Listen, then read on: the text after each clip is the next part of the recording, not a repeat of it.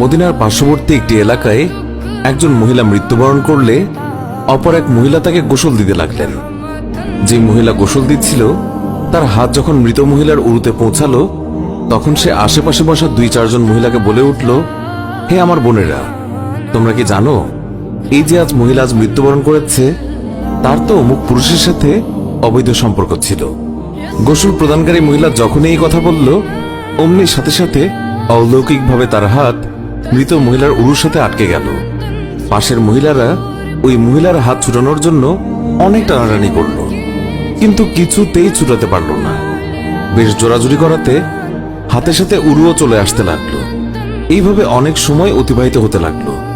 মৃত মহিলার আত্মীয় স্বজনেরা বলতে লাগলো, বিবি, এই যে দ্রুত গোসল শেষ করুন, সন্ধ্যা হয়ে আসছে, জানাজা শেষে আমাদেরকে দাফন করতে হবে। মহিলাটি বলল, আমি তো তোমাদের মৃত মহিলাকে ছাড়তে চাই, কিন্তু সে আমাকে ছাড়তে চায় না। এইভাবে রাত হয়ে গেল আর তার হাতও উরুর সাথে আটকেই রইল।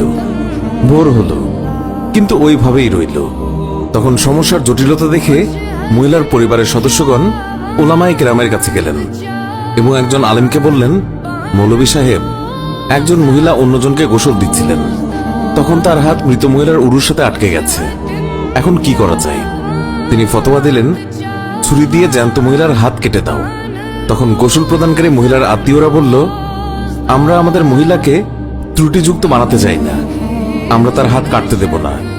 সবাই অন্য মৌলভীর কাছে গেলেন, তাকে সবকিছু বললে তিনি বললেন, ছুরি দিয়ে মৃত মহিলার গোশত আলাদা করে দাও।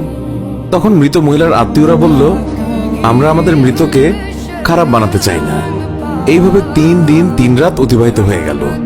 প্রচন্ড গরম ছিল, সূর্যের তাপ ভয়াবহ রূপ ধারণ করল, ফলে দুর্গন্ধ ছড়াতে লাগলো। আশেপাশের অনেক এলাকায় খবর ছড়িয়ে পড়ল। সবাই ভাবল, এখানে তো সমাধান হচ্ছে না, চলো মদিনায়